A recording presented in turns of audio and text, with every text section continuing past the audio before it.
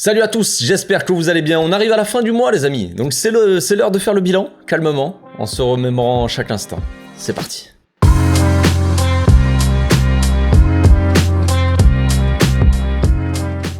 Au passage, n'hésitez pas à vous abonner, liker et commenter, c'est le meilleur moyen de me soutenir et ça fera plaisir à tonton. Le bilan de ce petit mois de mars, c'était un petit mois, hein, on va dire, c'était un petit mois mais un mois assez intense, j'ai envie de dire. Le mois a démarré assez fort. Avant d'affronter deux fois le Real Madrid et d'affronter Valence, voilà, tout ça, Bilbao en Liga, ce sont pas des matchs évidents, évidemment, mais avant le côté sportif, il y a le côté aussi extra-sportif qui a débarqué, évidemment l'affaire Negreira, tout ça. Je sais plus exactement à quel moment elle est sortie, mais toute la presse espagnole s'en est donné à cœur joie, tout simplement. Le Barça aurait payer les arbitres, tout ça pour tricher, pour avoir l'avantage, être avantagé dans les matchs, tout ça, évidemment. Bon, tout dépend, la vision qu'on a de d'où on se place, on va dire, évidemment, cette info-là, elle peut faire quand même assez rire, hein, j'ai envie de dire, quand même. On a payé les matchs pour être avantagé et on se fait voler quand même pas mal de matchs, donc c'est pas évident, on va dire. On est un peu les dindons de la farce, on peut dire. Ou la farce du dindon, je ne sais pas. Bon, s'il faut savoir, dans cette histoire, on va pas commencer à parler de tout ça, mais cette histoire, elle remonte d'assez loin, c'est assez lointain dans l'histoire de la Liga, mais elle sort, le choix du timing, j'ai envie de dire, c'est assez étonnant, assez marrant, c'est que l'histoire elle sort maintenant, au mois de mars, comme ça sort de nulle part, évidemment, quand le Barça a bizarrement pas mal d'avance sur le Real Madrid, donc voilà, c'est un moment choisi pour sortir l'info. Enfin bref, ce mois de mars, il est pas forcément décisif en termes de résultats, c'est pas parce qu'on gagne les matchs qu'on a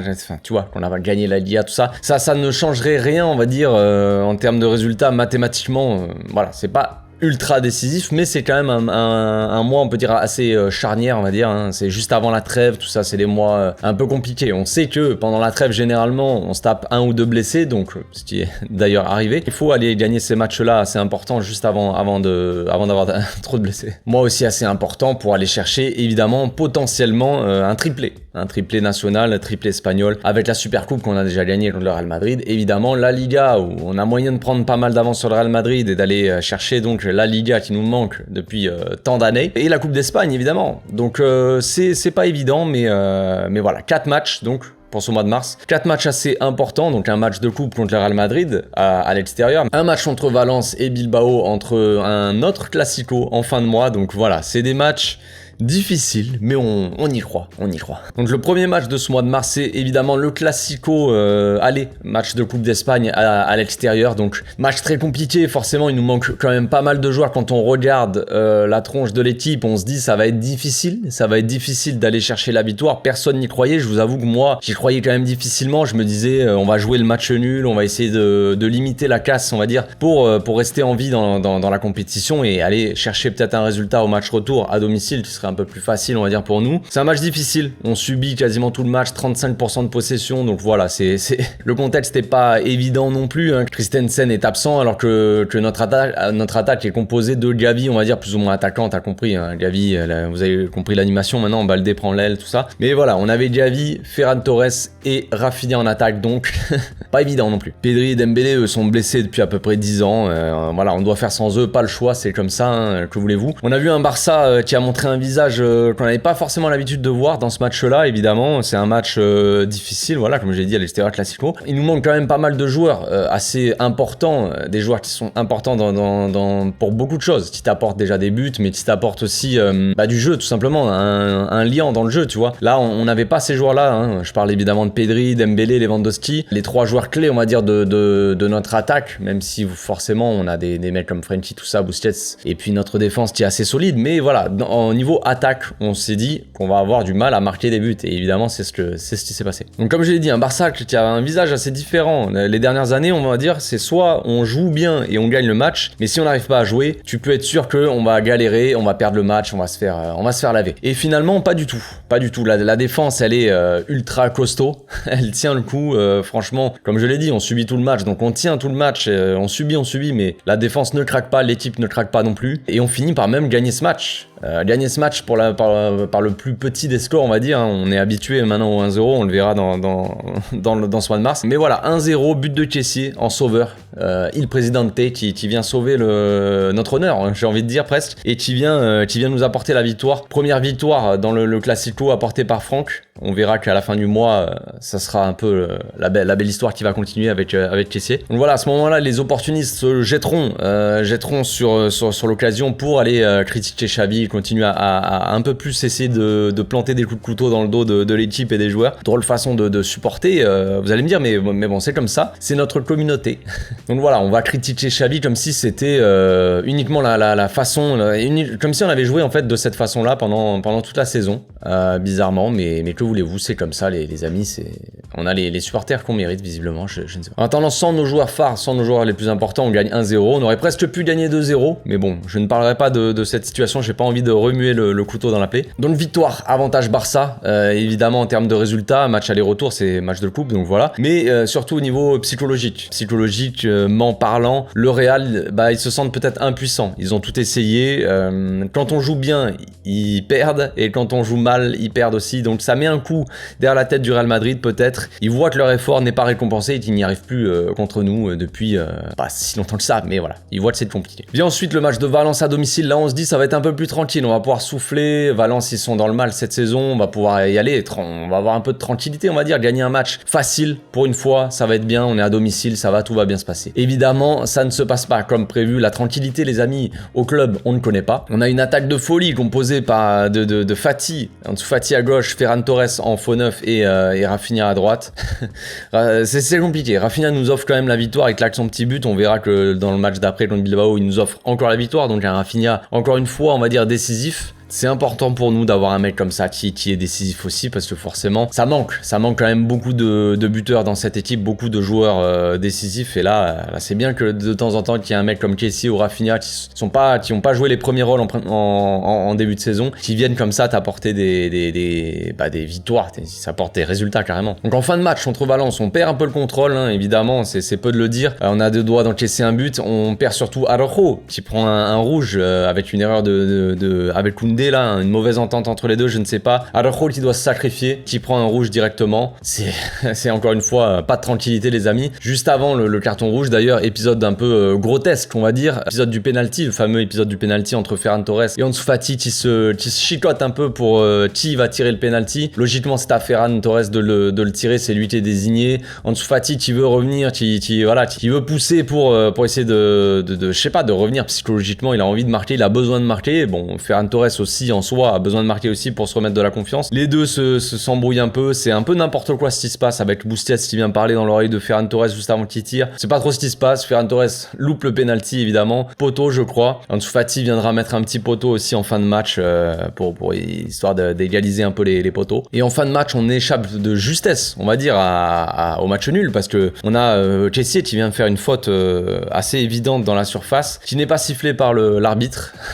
Pour une fois j'ai envie de dire on est avantagé par l'arbitre parce que bon, on connaît les supporters, moi je parle uniquement aux supporters du Barça là, mais on connaît un peu l'histoire ces derniers matchs, c'est pas évident. Là voilà, il y aurait dû avoir un penalty pour Valence, ça n'a pas été sifflé. Tant mieux pour nous, j'ai envie de dire, mais voilà, c'était quand même limite. On peut souffler au final, on gagne ce match là, on garde notre avance et on doit vite oublier ce match parce que dans le contenu quand même c'était assez catastrophique, mais surtout dans l'attitude des joueurs. Dans l'attitude, on se souvient, Valence c'était un match à 16h je crois en plein milieu de l'après-midi, l'attitude était assez clownesque, j'ai envie de dire, de la part des joueurs. Ensuite vient le troisième match de la saison, Bilbao, match pas évident à l'extérieur, une équipe de Bilbao qui est pas facile à jouer, avec des joueurs qui sont quand même assez dangereux, et les frères Williams devant, des Sunset ou des Berenguer, je sais plus quoi, je sais plus, il y en avait un des deux qui était absent, mais voilà, il y a des joueurs qui sont pas faciles à jouer. Il y a des joueurs comme Mouniaïn aussi qui rentrent dans les matchs, mais qui réussissent souvent leur match entre nous. Donc voilà, une équipe pas facile de Bilbao avec le retour de Valverde,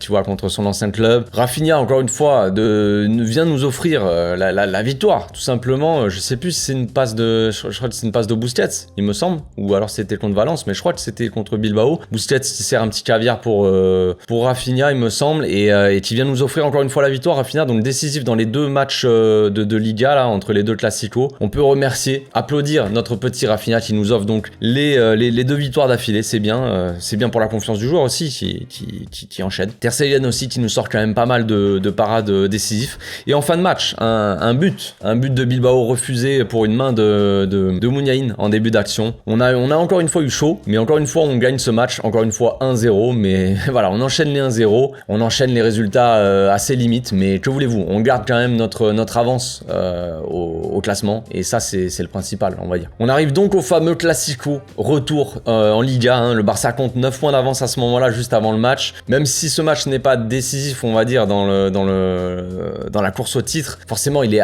très important, mais il n'est pas décisif parce qu'il ne scelle pas forcément la Liga, mais ce match-là, il peut être à double tranchant quand même. Soit tu prends 12 points d'avance et tu tapes, psychologiquement ça te met bien, et psychologiquement ça va taper un peu le Real Madrid derrière la tête, un peu plus, forcément. 12 points d'avance, c'est quand même assez beaucoup, on peut dire que le championnat est quasiment fait, je pense. Soit tu te fais rattraper au classement, le Real revient à 6 points, et évidemment c'est plus la même chose. 6 points c'est rien, c'est la moitié de 12, hein. Oui, on est mathématicien ici. Donc ça peut rebooster le Real, ça peut les relancer un peu dans la Liga, nous ça peut nous mettre un coup derrière la tête juste avant la trêve, tout ça. Donc voilà, ça c'est à double tranchant ce match-là. On réussit évidemment à battre le Real Madrid. J'ai envie de dire, même avec la manière, le scénario est assez fou. Moi j'étais au stade, donc ça m'a un peu fait voir le match d'une autre façon peut-être qu'à la télé, mais en tout cas ce scénario était fou, le match était vraiment magnifique. Moi j'ai vécu un incroyable moment au stade, je vous avoue, vous avez dû voir ma vidéo vlog, tout ça au stade, mais j'étais comme un fou, comme un petit foufou, mais c'était un match assez incroyable, un match très plaisant à voir évidemment. Donc le Barça maîtrise son sujet, domination dans le match cette fois-ci, le bus qu'on avait mis en coupe, bah on l'a garé ailleurs, on l'a garé cette fois-ci en dehors du stade, et place à un beau match de football tout simplement. Donc le Real quand même le Barça démarre assez fort, mais le Real vient nous punir avec pas mal de chance quand même, un CSC de mon petit Ronald Araujo qui démarre le match difficilement, mais qui après est bien revenu dans le match avec un très grand match encore de mon petit Ronald, et le Barça continue à pousser, on pousse, on fait un bon match, on domine, et on finit par égaliser en fin de première mi-temps, juste avant de rentrer au vestiaire par c'est l'inévitable, j'ai envie de dire, Sergi Roberto, qui dans les classicos généralement répond présent. c'est assez marrant, mais bon, que voulez-vous, c'est comme ça. Donc tout le stade s'enflamme, j'ai envie de dire, au retour des vestiaires, on continue à pousser. Match, c'est pas évident, forcément, le Real, eux, ils commencent à pousser aussi un peu en fin de match, et ils marquent évidemment un but hors jeu, hein, refusé justement. But d'Asensio qui vient montrer le blason du Real Madrid.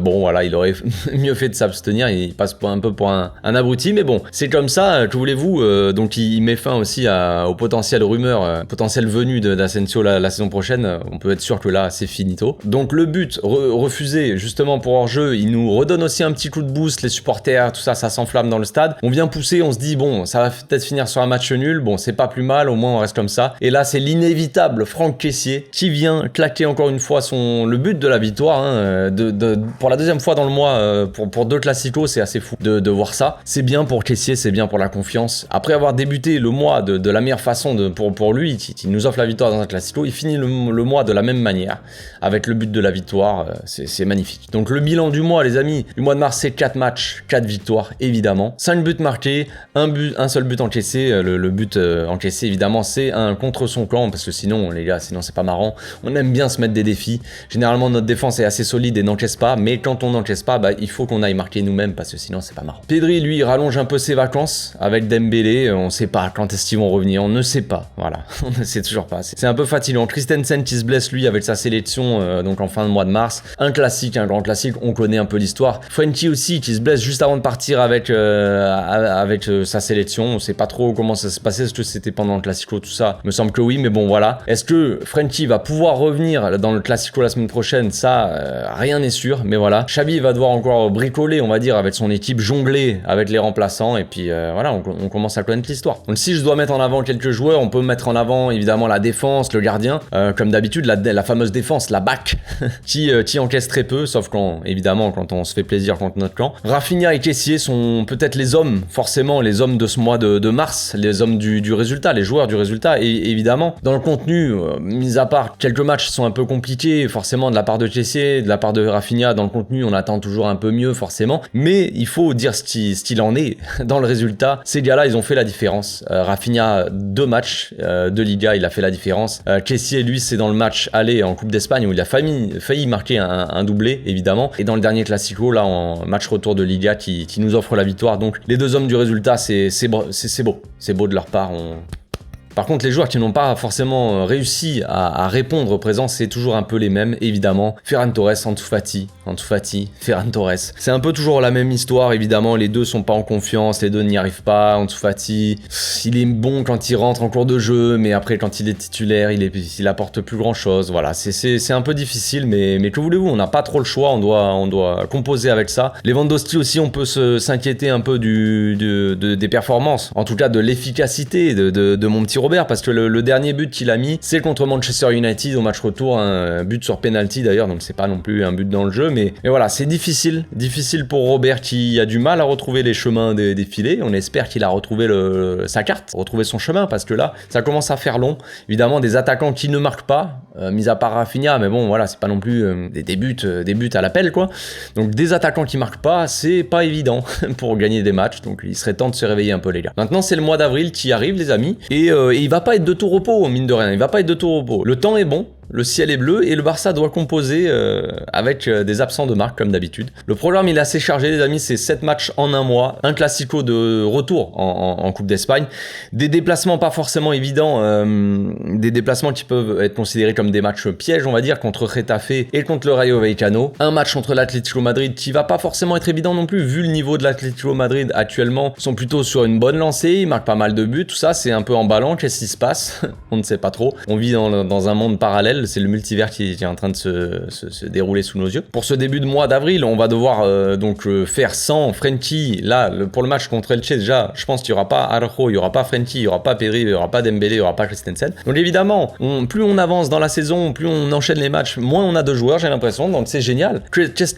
Comment ça va se passer? Je ne sais pas encore, ça va être... on va voir peut-être un peu de temps de jeu de Pablo Torre, ou peut-être des jeunes aussi de la B qui vont monter. Donc les retours de Pedri et de Dembélé sont toujours assez flou, ça commence un peu à me fatiguer, forcément je suis fatigué. Oui, parce qu'on sait toujours pas. On attend Pedri, on attend Dembélé impatiemment depuis des mois. J'ai l'impression Dembélé s'est blessé depuis janvier, je crois. On est en mars, frérot. On arrive en avril, du coup. Qu'est-ce qui se passe? Ou alors en février, je sais plus. C'était le match contre Girone, là. Donc je m'en souviens plus exactement quand c'était. Je crois que c'était peut-être fin janvier qu'il s'est blessé. Ça commence à faire long, frérot. On avait annoncé quelques semaines, un mois. Là, on va passer 6 mois. Qu'est-ce qui se passe, quoi? Ça commence vraiment à fatiguer. On retourne dans les trucs de Dembélé qui se blesse pendant des grandes durées. Pedri, c'est toujours pareil, hein. Pedri qui se blesse assez souvent, mine de rien, quand même. Je commence à être un peu inquiétant. Rajoutez à ça, évidemment, parce qu'il y a des problèmes un peu sportifs, mais l'extra sportif, ce n'est pas assez. Il faut se rajouter des problèmes, évidemment. Mais oui, tout ne peut pas être parfait, les amis. Donc, rajoutez à ça les déclarations récentes, très récentes, du père Fati, là, qui se plaint du temps de jeu de son fils, évidemment, qui dit que son fils doit, évidemment, enchaîner, jouer beaucoup plus, parce que son fils est le meilleur joueur de tous les temps, peut-être. C'est pas ce qu'il a dit, mais je crois qu'il a l'air de le penser, et ça, c'est un peu plus grave. Donc, ça vient foutre un peu plus, on va dire, la merde, hein, dans le vestiaire, tout ça. Je dis pas que ça fout totalement la mierda dans le vestiaire, frère, mais en tout cas, ça n'aide pas, parce que là, il reste, clairement, là, c'est la ligne droite. Jusqu'à la fin de la saison, ça va pas être évident, comme je l'ai dit, j'ai cité tous les joueurs qui sont absents. Il y a beaucoup de blessés, beaucoup de joueurs qui sont à la limite de rechuter aussi, parce que Frenkie, il va peut-être revenir pour le Classico la semaine prochaine, mais on n'est pas à l'abri d'une rechute. Christensen aussi, c'est assez fragile, malgré le niveau assez excellent de Christensen, les blessures sont assez récurrentes. C'est un joueur qui a besoin beaucoup de souffler. On va dire qu'il peut pas enchaîner énormément de matchs. Alors c'est pareil. Un joueur quand même qui est monstrueux physiquement, mais quand même qui se blesse assez souvent. Donc c'est absolument pas le moment de se diviser.